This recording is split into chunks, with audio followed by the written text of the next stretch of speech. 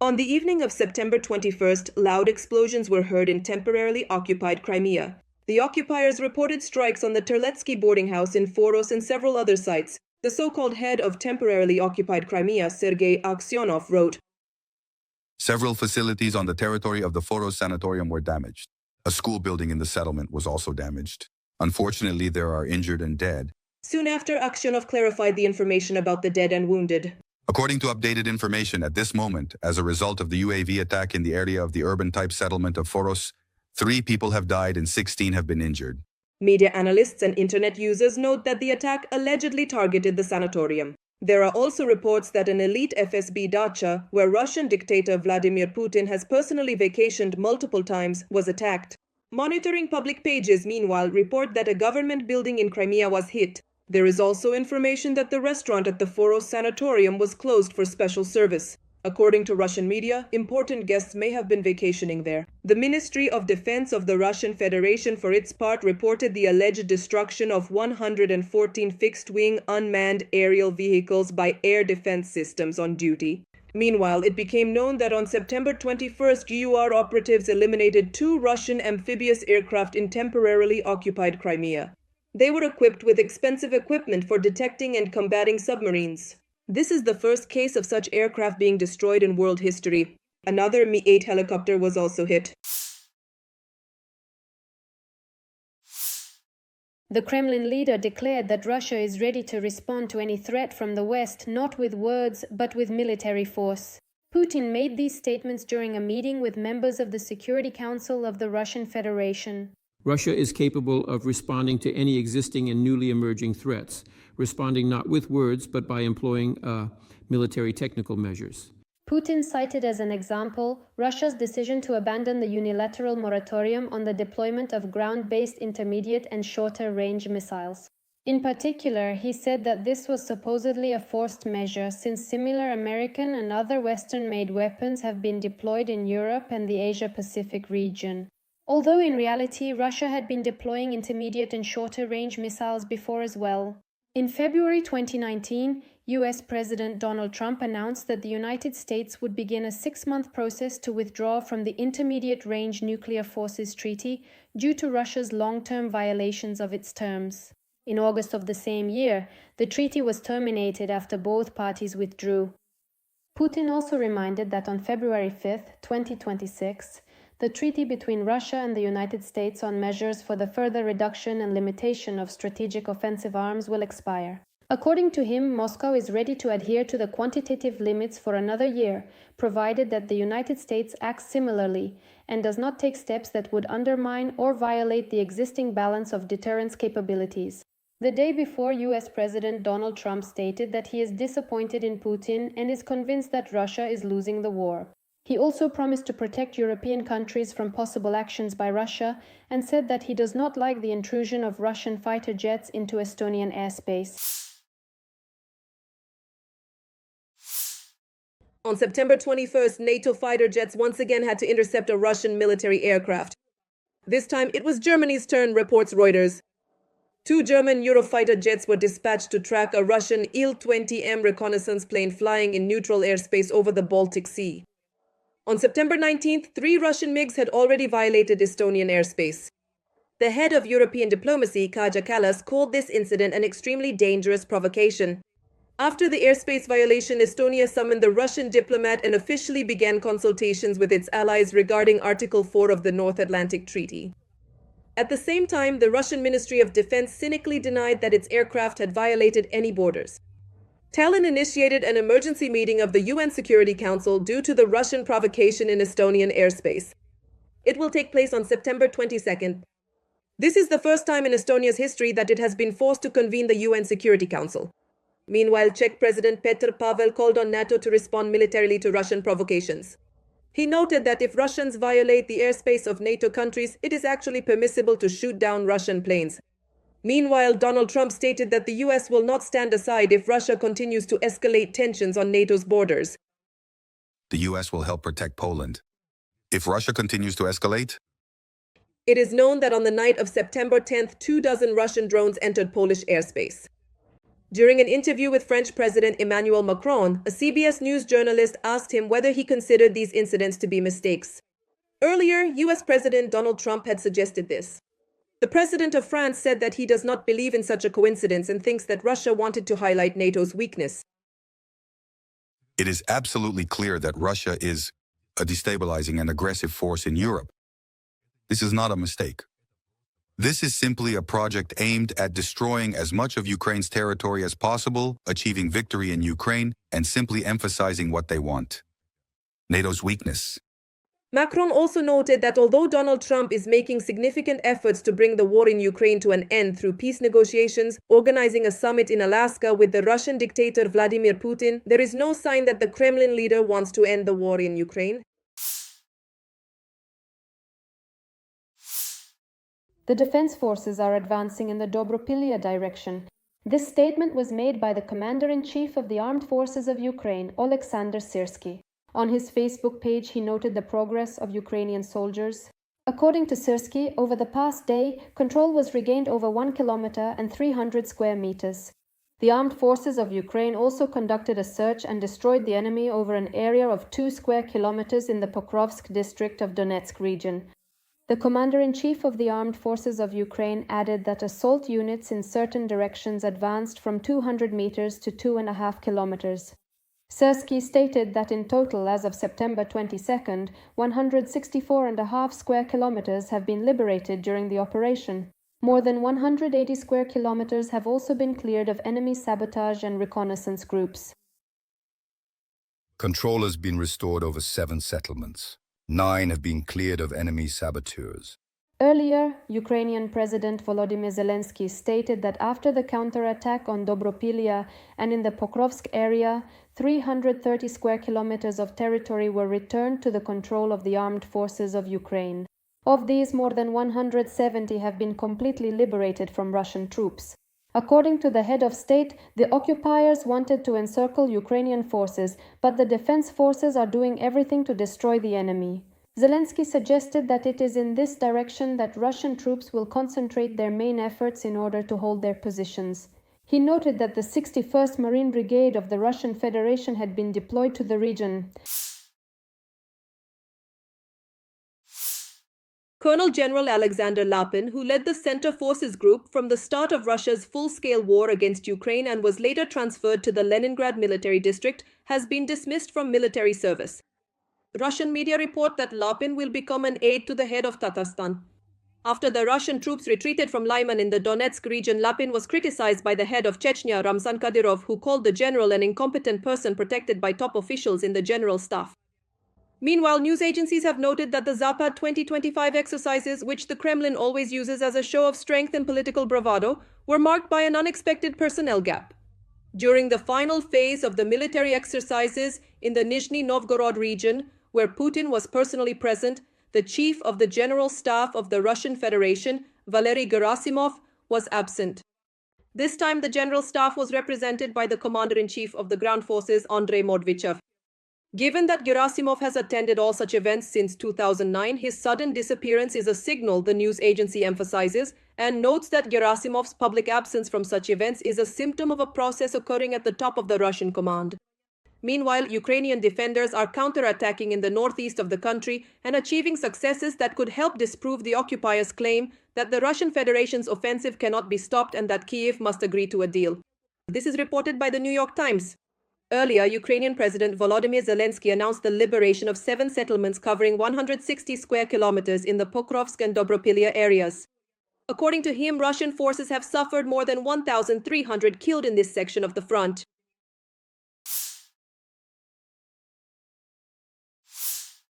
Russian propagandist Margarita Simonian spoke about how she is doing. On her Telegram channel, she responded to a subscriber's question about her condition. Simonian wrote that she would love to say that everything is fine, but she won't lie. In particular, she reminded readers about the condition of her husband, Tigran Keosayan, who has been in a coma for 9 months now. The propagandist added that she would be wearing wigs, hinting at hair loss after chemotherapy. Tigran is still in a coma, and I am undergoing cancer treatment. What's good about that? Soon you'll see me in wigs. We'll choose together which one suits me best. About 2 weeks ago, Russian propagandist Margarita Simonyan underwent surgery. She shared this on her Telegram channel. Earlier, on propagandist Vladimir Solovyov's show, Margarita Simonyan said that doctors had diagnosed her with a serious illness. She did not specify her diagnosis, but hinted at a mastectomy. In the time since we last saw each other on the previous broadcast, in this past week, I have been diagnosed with a terrible, serious illness. Tomorrow I have surgery right here under this medal. The Moscow Times reported that the head of the propaganda outlet Russia Today, Margarita Simonyan, might even leave her position because of cancer. According to the publication source, the question of whether she will continue working is being discussed, and the possibility of her departure is being considered. It should be noted that propagandist Margarita Simonyan is known for her aggressive rhetoric directed against Ukraine and Europe. She approves of Russia's war against Ukraine and supports the regime of Russian dictator Vladimir Putin. Simonyan also regularly appears on Russian television channels, where she voices Kremlin narratives. Her husband, Russian director and TV host Tigran Keosayan, has experienced clinical death and is currently in a coma. He is also known as a propagandist and supporter of the Putin regime.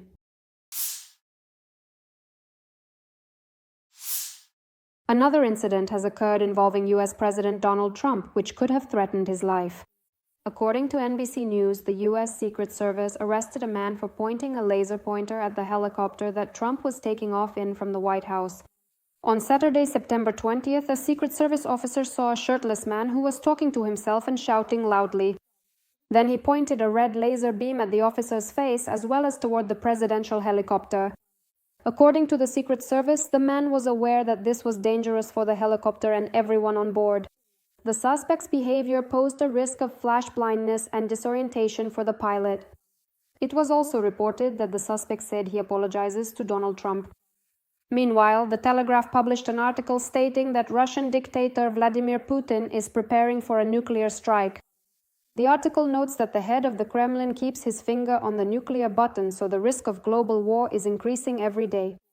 This is evidenced in particular by recent Russian provocations against EU countries, aimed at testing NATO's response and reducing Europe's sensitivity to violations of its sovereignty. All of this is happening against the backdrop of the UN General Assembly.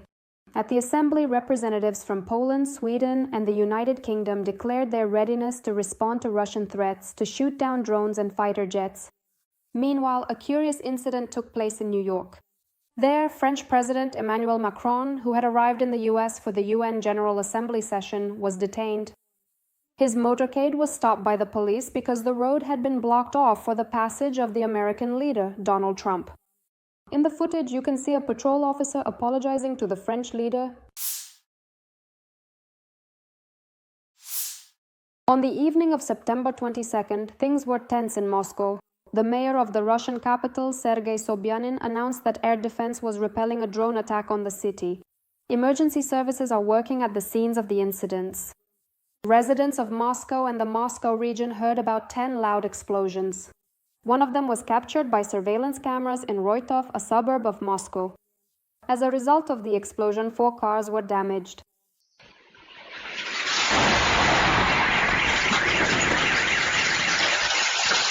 Against the backdrop of the drone attack, Sheremetyevo Airport in Moscow was closed. The cover plan was put into effect there. 11 flights were delayed and 1 was cancelled. Footage has appeared online showing a plane flying extremely low over the rooftops of apartment buildings heading toward Vnukovo Airport in Moscow. According to the Telegram channel Shot, it is believed that the pilot was deliberately flying low because of drones in the sky. The footage captured an An-124 transport aircraft, which is designed for cargo transportation. On the evening of September 22nd, explosions also rocked the temporarily occupied Crimea. According to public sources, it was loud in Sevastopol. In particular, there were reports of an explosion in the area of the Belbek airfield. The occupation head of Sevastopol, Mikhail Razvozhayev, reported that Russian air defense allegedly destroyed 2 aerial targets over the sea and near Kacha. According to the Telegram channel Crimean Wind, the Kacha airfield was also under attack. In the morning, the Russian Ministry of Defense reported that 69 UAVs were allegedly destroyed overnight.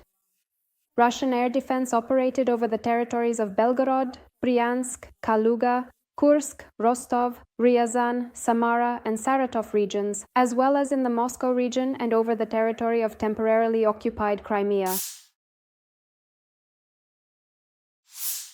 Unknown drones were spotted over 3 Scandinavian countries. On the evening of September 22nd, reports emerged about drones in the capitals of Denmark, Norway, and Sweden. In particular, the largest airport in Copenhagen, Denmark, suspended operations after 2 to 4 large drones of unknown origin were seen over the city. At least 15 flights were redirected to other airports.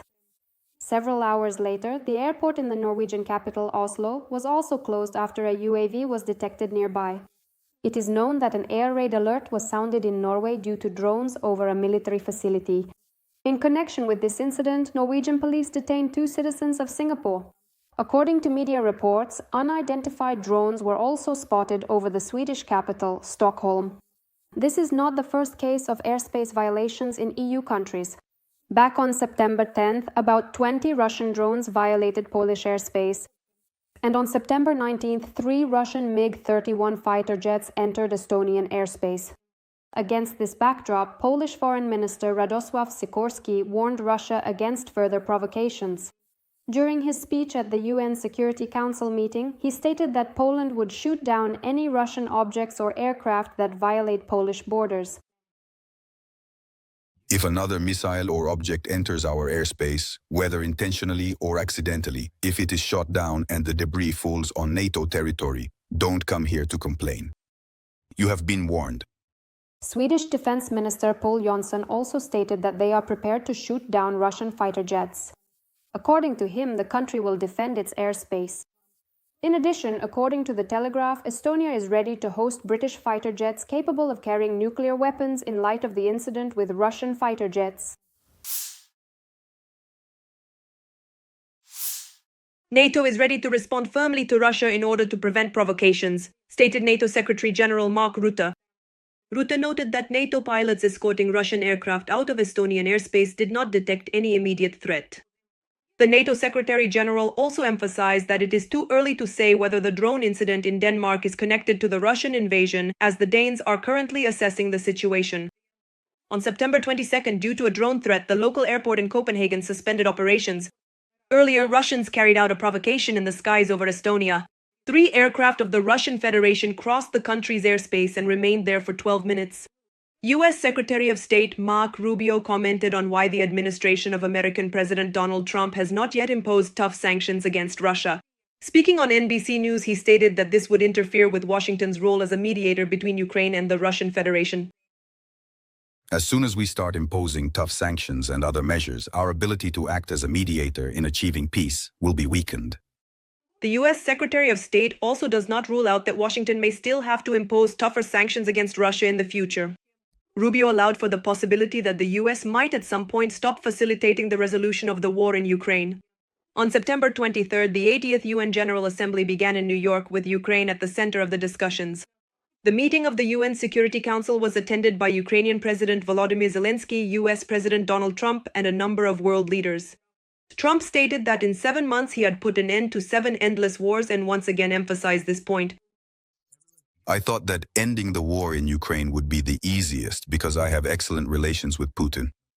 According to him, Russia looks bad in this war and the US is ready to impose serious tariffs against it if Moscow does not agree to end the war. After making such statements, Trump held a personal meeting with Ukrainian President Volodymyr Zelenskyy.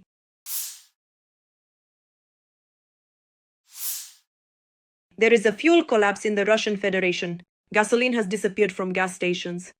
For example, it's impossible to find a 95 on Sakhalin.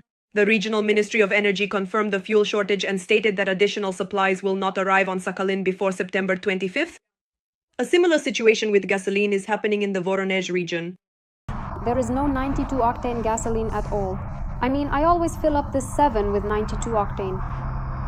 Now I filled it up with 95. And even then, only 10 liters because there's a limit on the amount. A shortage of diesel fuel has also begun. At several gas stations in Novosibirsk, it's been unavailable for a week already. Even on toll roads in the Russian Federation, at gas stations where there is fuel, there are huge lines. Here's another gas station. I'm driving from St. Petersburg to Moscow.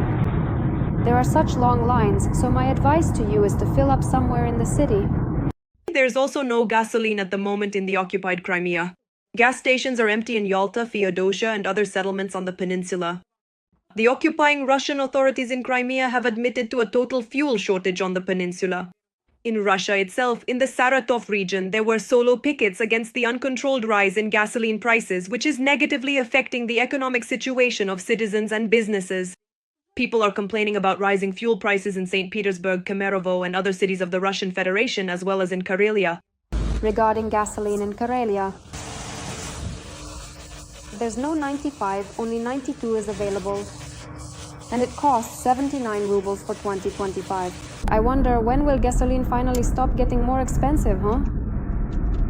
What kind of prices are these?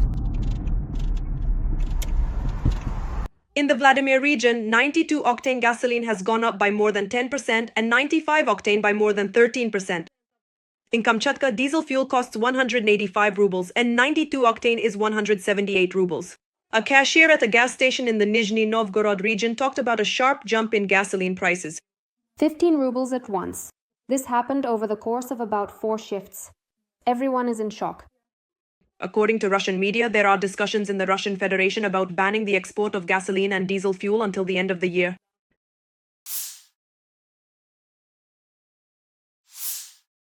On the afternoon of September 24th, Novorossiysk was attacked by drones and unmanned boats. Media reports indicate that the local port was targeted.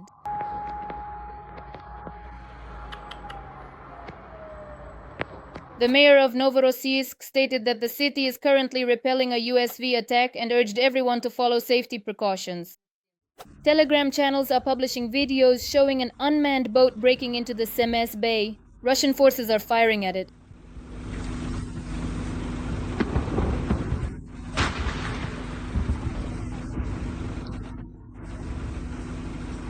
Residents report that something hit a house. Local channels also state that several fire crews are heading toward the embankment, and there is damage to apartment buildings and cars.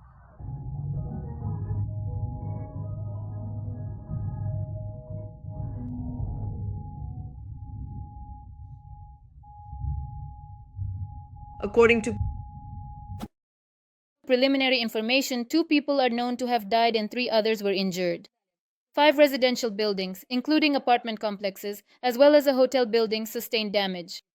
The defense against the attack is ongoing, wrote the governor of Krasnodar Krai, Veniamin Kondratyev, on his Telegram channel. The Russian Ministry of Defense reported that between 7 o'clock and 12 o'clock, air defense systems shot down 16 fixed-wing drones over the territories of Belgorod region, the temporarily occupied Crimea, and over the Black Sea area. The morning of September 24th began with an explosion in Bashkortostan as well. One of the largest petrochemical complexes, Gazprom Neftekim Salavat, is on fire in Salavat.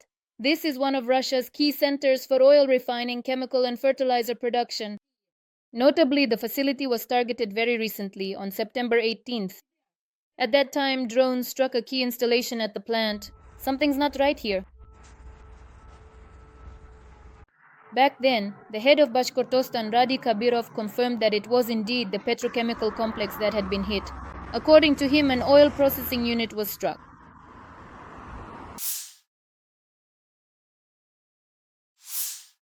US President Donald Trump made a statement that Ukraine could restore its 1991 borders. He wrote about this on his social media page. The US president stated that he had familiarized himself with the military and economic situation between Ukraine and Russia and fully understood it. With time, patience, and financial support from Europe, and especially NATO, restoring the original borders from which this war began is quite a possible option. Why not? Trump noted that Putin and Russia are facing major economic problems and that now is the time for Ukraine to act.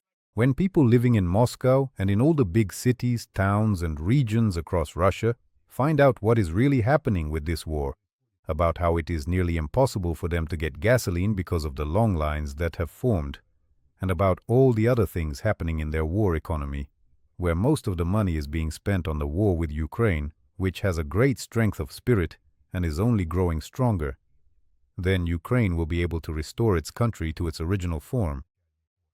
At a joint press conference with Ukrainian President Volodymyr Zelenskyy in New York, US President Donald Trump stated, The Russian economy is currently in terrible shape.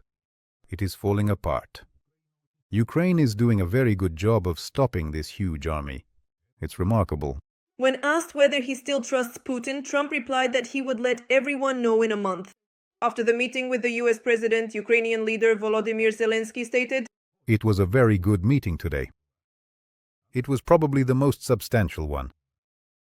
Zelenskyy also stated that US President Donald Trump understood that Putin had been sharing information with them that was far from the truth. Now the US President trusts the Ukrainian leader more. According to Zelenskyy, President Trump possesses very important information regarding the situation on the front line. Zelenskyy said that Trump agreed with him that Putin will not wait for the war in Ukraine to end. He will try to find weak spots in Europe, in NATO countries. After meeting with French President Emmanuel Macron, Donald Trump stated that his relationship with Putin meant nothing. The Russian dictator Vladimir Putin allegedly remains ready to meet with the Ukrainian leader Volodymyr Zelenskyy. But without preparation, this would be a PR stunt doomed to fail. This was stated by Kremlin spokesperson Dmitry Peskov. According to him, Switzerland and Austria are unacceptable as venues for the meeting. Peskov stated that Ukrainian President Volodymyr Zelenskyy can also come to Moscow. The representative of the aggressor country also said that any discussions about European security without Russia are untenable. The press secretary of the Russian dictator disagreed with Trump's statement that Russia is a paper tiger. He said that Russia is not a tiger but a bear, and there is no such thing as a paper bear. Peskov believes that Trump cannot fail to see Putin's openness to the process of resolving Russia's war against Ukraine. He said that the relationship between the leaders of Russia and the US allows them to discuss sensitive issues and convey their main messages to each other. Trump and Putin address each other informally and have a warm attitude toward one another, Peskov concluded. Earlier, at a meeting with French President Emmanuel Macron, Donald Trump stated that his relationship with Putin meant nothing.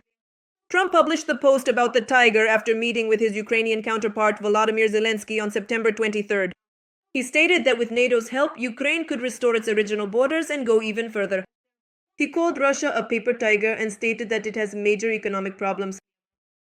When people living in Moscow and in all the big cities, towns and regions across Russia find out what is really happening with this war, about how it is almost impossible for them to get gasoline because of the long lines that are forming, and about all the other things happening in their war economy where most of the money is being spent on the war with Ukraine, which has a great strength of spirit and is only growing stronger, then Ukraine will be able to restore its country to its original form.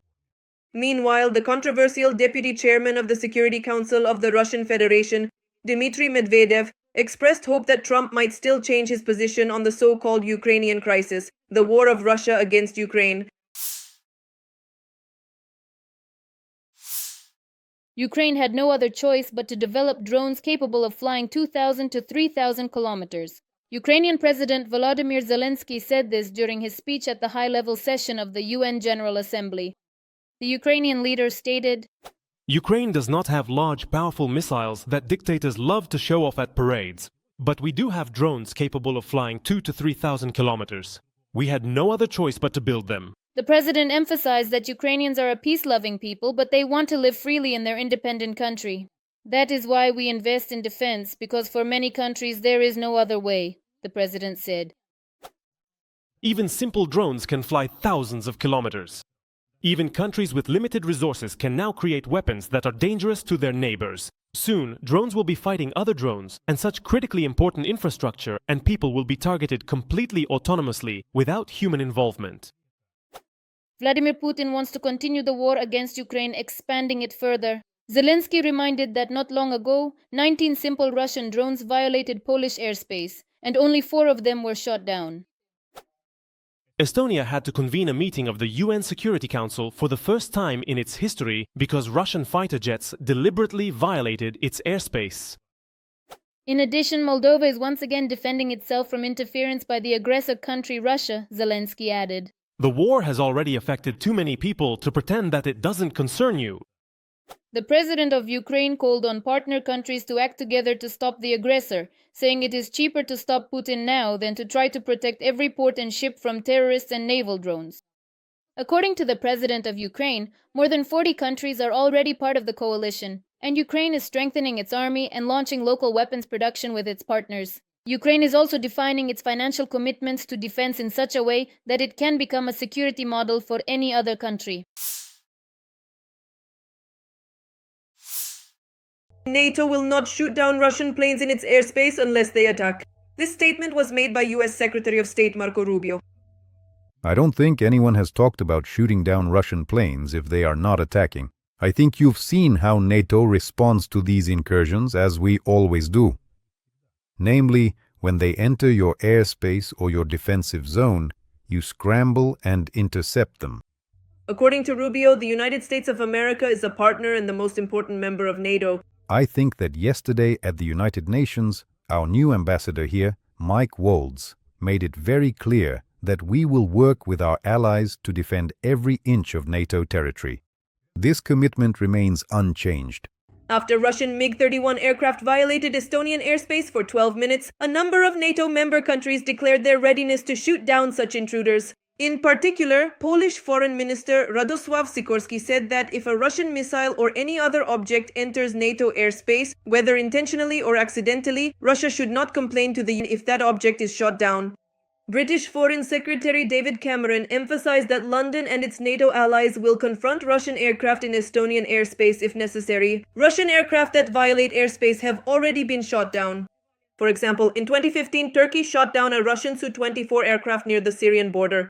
Turkish military officials stated that before shooting down the Russian Su-24, they had warned it 10 times about violating their airspace. At the time, Turkish President Recep Tayyip Erdogan stated that the actions to destroy the combat aircraft that violated Turkish airspace were not directed against any specific country. It was a defense of Turkey's sovereign territory in accordance with the rules.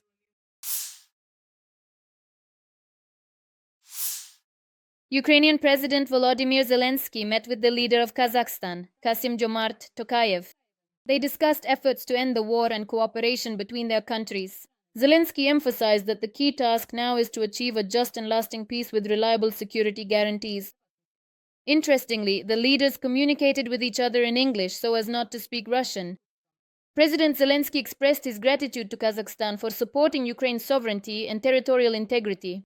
At the same time, Tokayev stated that Kazakhstan does not see itself as a mediator in the conflict between Russia and Ukraine. The fact that the presidents refused to speak Russian appears especially symbolic. In Russian Z channels, Tokayev's conversation with Zelenskyy in English was perceived as a stab in the back. And in Kazakhstani online communities, a deepfake appeared using footage from an interview with the official representative of the Russian Foreign Ministry, Maria Zakharova. In the footage, Zakharova is allegedly commenting on the meetings of Kazakhstan's President Kassym-Jomart Tokayev on the sidelines of the UN Assembly. Tokayev and Zelenskyy demonstrated blatant Russophobia. They spoke to each other in English and poorly, by the way, even though both of them know Russian. It is claimed that a neural network generated mimicry and an audio track imitating Maria Zakharova's voice were overlaid on the real video footage. The Russian Foreign Ministry stated that the video is a fake deliberately thrown into Kazakhstan's digital space. According to Russian diplomats, its goal is to drive a wedge between Russia and Kazakhstan to provoke a strong emotional reaction from the audience. Let us recall that earlier, during a meeting with Tokayev, Putin spoke about Russian-speaking Kazakhstan. It's practically a Russian-speaking country. Well, you felt it yourselves. Tokayev's response at that time was telling. He spoke publicly in Kazakh.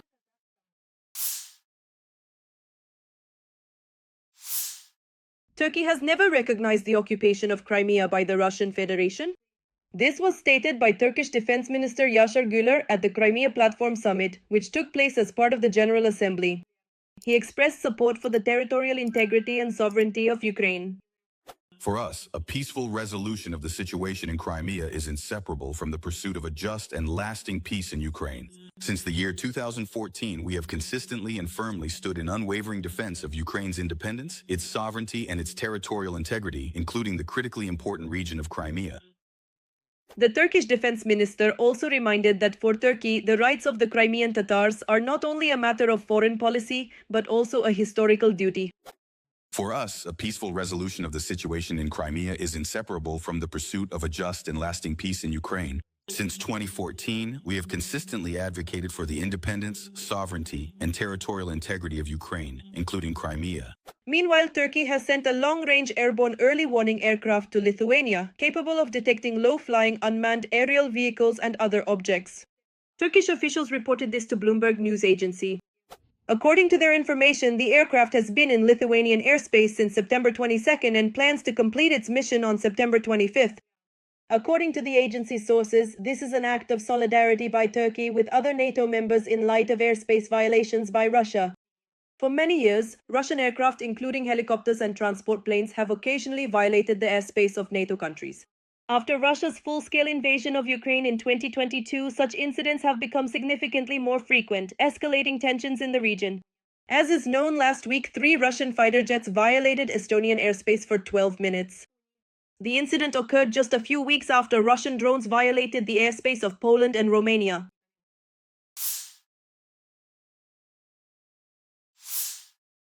September 25th turned out to be a difficult day for the residents of Krasnodar Krai. There, in Belorechensк, traffic was blocked near the Eurochem Belorechensk mineral fertilizer chemical plant. Residents report that at night the facility was attacked by drones.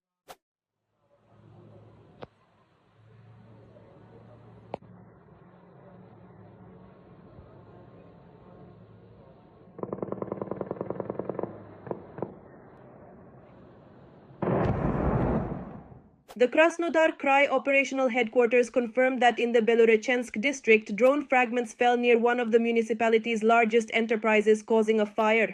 At the same time, the name of the enterprise is not specified. Approximately 140 employees of the enterprise were safely evacuated to a designated shelter. Eurochem Belorechensk mineral fertilizer is one of the largest producers of mineral fertilizers in southern Russia. It is part of the Eurochem group, where they produce sulfuric and phosphoric acids as well as a wide range of mineral fertilizers. As previously reported by Reuters, since the start of the full-scale war of the Russian Federation against Ukraine, the 5 largest Russian chemical companies have supplied more than 75% of the key chemicals for factories producing explosives and gunpowder. These are Eurochem, Uralchem, Evraz, Srednyouralsk copper smelter, and Lukoil. Previously, Russian plants that are part of the Eurochem structure were attacked, including Azot in the Tula region and Azot in the Stavropol region. On May 24th, the day of the drone attack, the chemical plant in the Tula region completely halted its operations. At that time, there was a nitric acid leak. 2 tanks with a capacity of 750 tons each were damaged.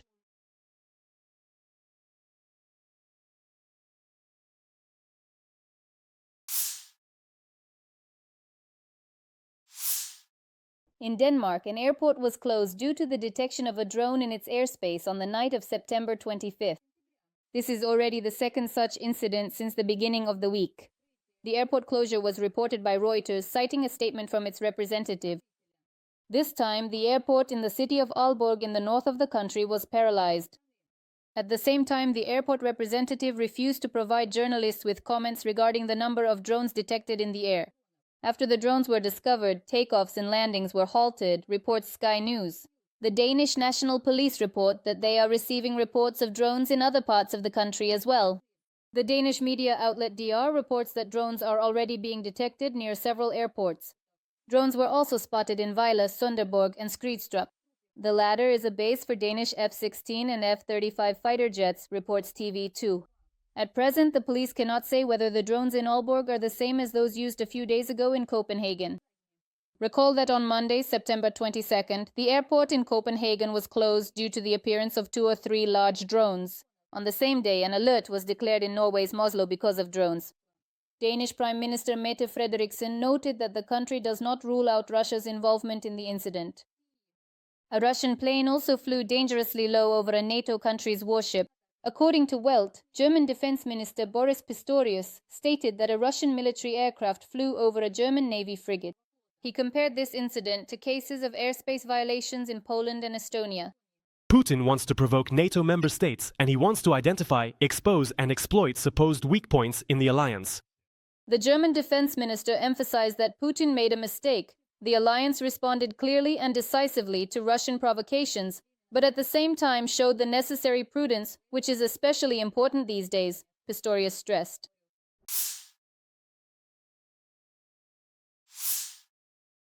Turkey has sent a plane equipped with radars to Lithuania after violations of NATO countries' airspace, according to Bloomberg. According to the publication, the special AWACS aircraft with radars can detect low-flying objects, including drones, which are difficult to track from the ground. It has been in Lithuanian airspace since September 22nd and will complete its mission on the 25th. The deployment of the Turkish aircraft in Lithuania is seen as part of NATO's efforts to strengthen defense in the Baltic region amid recent Russian airspace violations. Additionally, due to the appearance of unidentified aircraft, likely Russian, operating in the Alaskan Air Defense Zone, the U.S. scrambled reconnaissance planes and fighter jets, according to ASINTA reports. In addition, new unidentified aircraft were flying near military facilities in the evening and at night on September 24th and 25th, according to TV2. As specified, there is an Air Force base near Aalborg Airport, which is the main location for transport aircraft and Challengers. In the area of the city of Strit, in southern Jutland, where the aircraft were also spotted, there is a base that provides technical maintenance for Danish F-16 fighter jets. The increasing Russian provocations and Putin's unwillingness to end the war have gotten on Donald Trump's nerves. The presidency of the United States of America is becoming extremely impatient with Russia. If Moscow refuses to negotiate a settlement to the war in Ukraine, it will be very bad for them. This statement was made by U.S. Vice President J.D. Vance. He noted that the American leader is responding to the reality on the ground.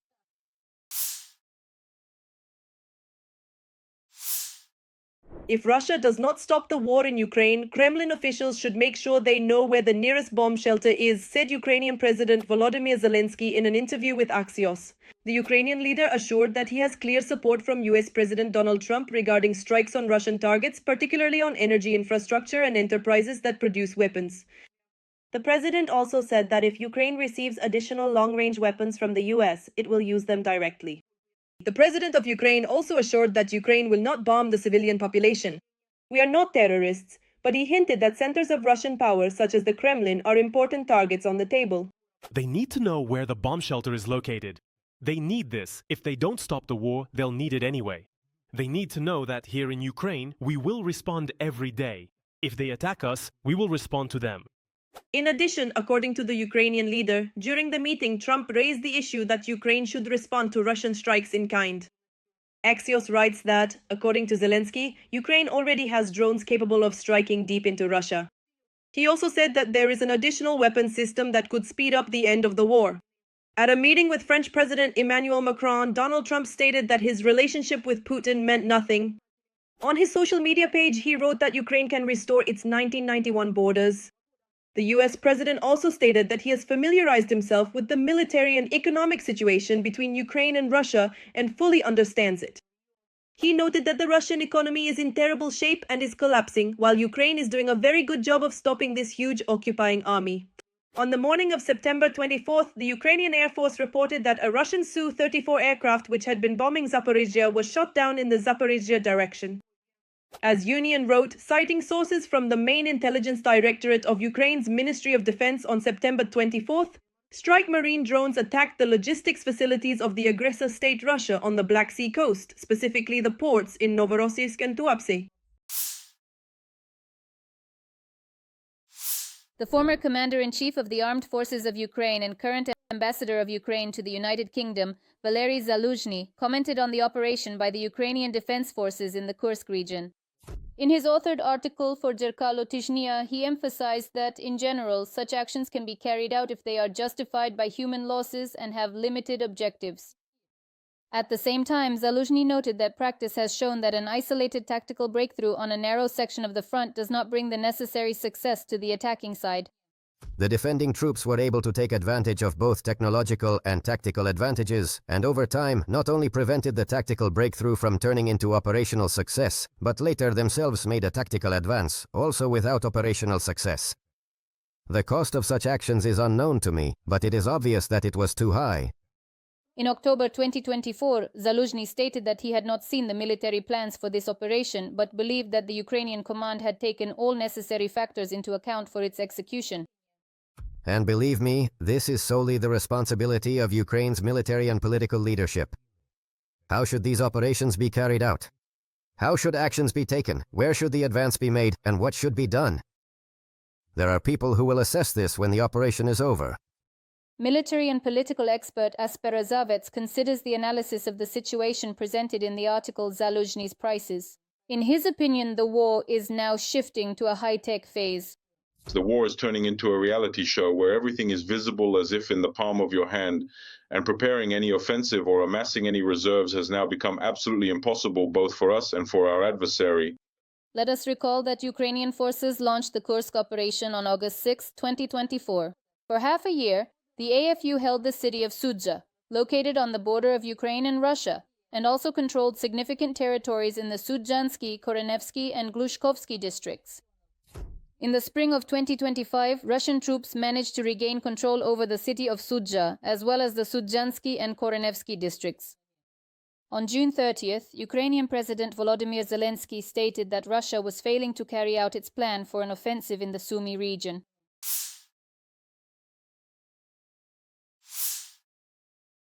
Tigran Kiosayan has died, Russian propagandist, film director, television host, and husband of RT channel head Margarita Simonian. The death of the 59-year-old Kiosayan was reported by Simonian on her Telegram channel. She wrote, "Last night, Tigran went to his creator. Thank you to everyone who prayed. Please do not call me or the family right now. Thank you all. Thank you." At the end of last year, Kiosayan was hospitalized in extremely serious condition and had been in a coma ever since. In January, Simonian reported about his illness. Let us recall that Kiosayan hosted the propaganda program International Sawmill on Russia's NTV channel. Since the start of Russia's full-scale invasion of Ukraine, the UK, Canada, Australia, and the EU have imposed sanctions against him. Because of Kiosayan's statements, the Armenian regulator suspended the license of the Russian propaganda radio broadcaster Sputnik Armenia, as he made remarks on his show that insulted the honor and dignity of the country and its people.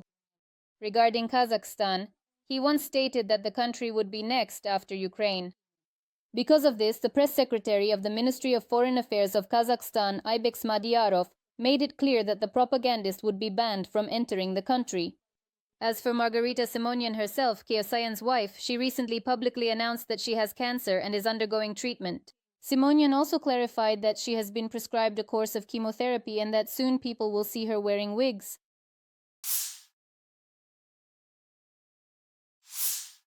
President Zelenskyy, during a personal meeting, asked Donald Trump for Tomahawk missiles capable of reaching Moscow and St. Petersburg. This was reported by Zaitlergov, citing several sources. The meeting between the presidents, according to Guon and the newspaper's sources, was described as very positive. However, it is unclear whether the Ukrainian president's attempts to obtain this missile will be successful, notes Zaitlergov. Tomahawk missiles have a range of up to 2,400 kilometers and a warhead weighing 450 kilograms. The newspapers note that it would be more effective than any similar long-range weapon previously supplied to Kiev by Western allies. In an interview with Axios, excerpts of which were published the day before, Zelenskyy said that he had asked Trump for a weapon that, in his opinion, would speed up the end of the war.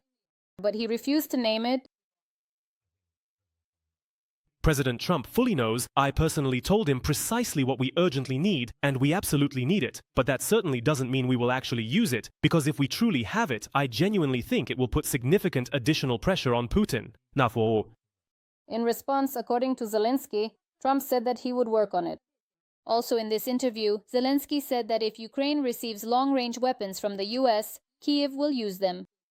When asked by the journalist whether it would be used to strike Moscow, the Ukrainian president replied that Ukrainians are not terrorists. However, the people working in the Kremlin, according to him, should know where the nearest bomb shelter is.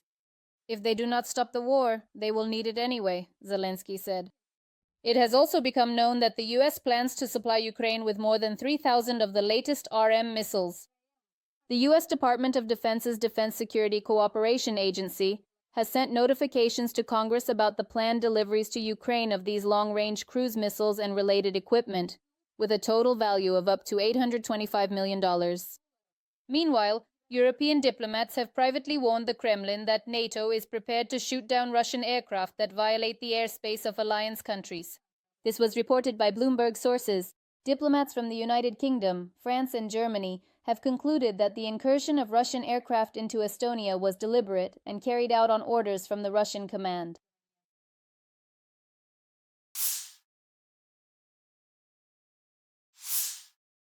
US President Donald Trump stated that the Russian economy is going to hell.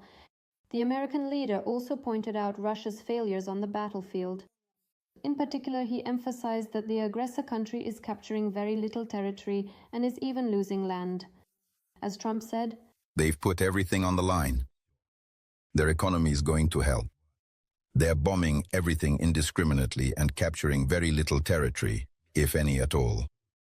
In fact, they're losing some territory." Trump added that Russia's war against Ukraine must end. The American president also responded to a question about whether Turkish President Recep Tayyip Erdogan would agree to stop purchasing Russian oil. He said, quote, "I don't want to talk about it, but if I wanted him to, he would do it." It should be noted that US President Donald Trump is increasingly disappointed with the Russian dictator Vladimir Putin. During a meeting with Turkish leader Recep Tayyip Erdogan on September 25th, he stated that the Kremlin dictator Vladimir Putin must stop. Trump emphasized that Russia has spent millions of dollars on bombs and missiles, as well as human lives, but has made virtually no progress on Ukrainian territory. Trump added that he would like Turkey to stop buying oil from Russia. The American leader has also repeatedly called on Europe to completely abandon Russian oil and gas. The Trump administration believes that if Europe imposes significant secondary tariffs on buyers of Russian oil, the war will end within the next few months. Meanwhile, Russia's revenues from oil sales are falling. Earlier, Bloomberg reported that Moscow had lost nearly $400 million from oil exports.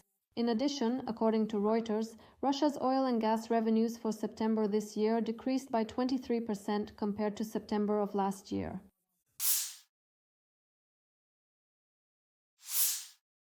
Turkey and the United States signed a nuclear agreement. This took place during a meeting between Turkish leader Recep Tayyip Erdogan and US President Donald Trump at the White House. Turkey's Minister of Energy, Alparslan Bayraktar, wrote on social media. The countries signed a memorandum of understanding on strategic cooperation in the field of civil nuclear energy. The document was signed by the Turkish Minister of Energy and the US Secretary of State, Marco Rubio, in the presence of Recep Erdogan and Donald Trump. As Bayraktar emphasized, "We have launched a new process that will further deepen the multifaceted partnership between Turkey and the United States in the field of nuclear energy. I hope that the work carried out under this agreement will bring mutual benefit to both countries in the coming period." In addition, Turkey has signed a 20-year agreement for the supply of liquefied natural gas from the United States. The total value of the contract is $43 billion, and deliveries will begin as early as 2026. It is also important that Turkey has signed a multi-billion-dollar agreement with the American corporation Boeing for the supply of more than 200 passenger aircraft, which could significantly strengthen the country's aviation fleet. It is known that the first 100 aircraft will be delivered in 2028. This move is part of Turkey's strategy to modernize its national aircraft fleet and strengthen its position in the international air transportation market. Notably, US President Donald Trump called on Turkey to stop buying Russian oil while Russia continues its aggression against Ukraine. This statement was made during a joint press briefing with the Turkish leader. Donald Trump noted that President Erdogan is widely respected by both Kiev and Moscow, and he could potentially help bring about a lasting peace to Ukraine, especially if Turkey ultimately stops buying Russian energy resources. Heavy fighting continues on the Pokrovsk front. According to Petro Andriushchenko, head of the Center for the Study of Occupation, there is active redeployment of Russian forces in that area. He wrote about this on his Telegram channel. Sources report the movement of at least 10 trucks carrying ammunition, buses with soldiers, and accompanying passenger cars. Andriushchenko notes that the convoy was heading from Russian territory through Donetsk toward Pokrovsk. All the vehicles were moving without tactical markings. A similar trend was previously observed in Mariupol. He suggests that the markings may be applied only after arrival in the combat zones. According to Union, the commander-in-chief of the armed forces of Ukraine, Oleksandr Syrskyi, described the situation at the front during a meeting with journalists. According to him, despite the heavy fighting, the defense forces are keeping the situation under control. Syrskyi stated that the enemy continues to advance in the Pokrovsk and Dobropilya directions. The situation remains tense as well in the Lyman and Novopavlivka directions. The commander-in-chief summarized that in other directions, the situation is characterized by low-intensity combat, and the situation remains under the control of the armed forces of Ukraine. Meanwhile, Russian war correspondents report that the Ukrainian armed forces have surrounded Russian troops in 3 separate pockets in the Pokrovsk direction, cutting off their retreat routes. According to Telegram channels, Ukrainian army drones are tracking and destroying Russian convoys, depriving them of any supplies. Overall, in the areas of Dobropilya and Pokrovsk, more than 330 square kilometers are under the control of the Ukrainian armed forces, and Russian positions have been cut off from logistics. Trump wants Ukraine to win, said Ukrainian President Volodymyr Zelenskyy. In an interview with Axios, the president stated that he believes the American leader finally wants Ukraine to win. The journalist reminded that earlier Donald Trump had said that Zelenskyy had no cards to play. What has changed now?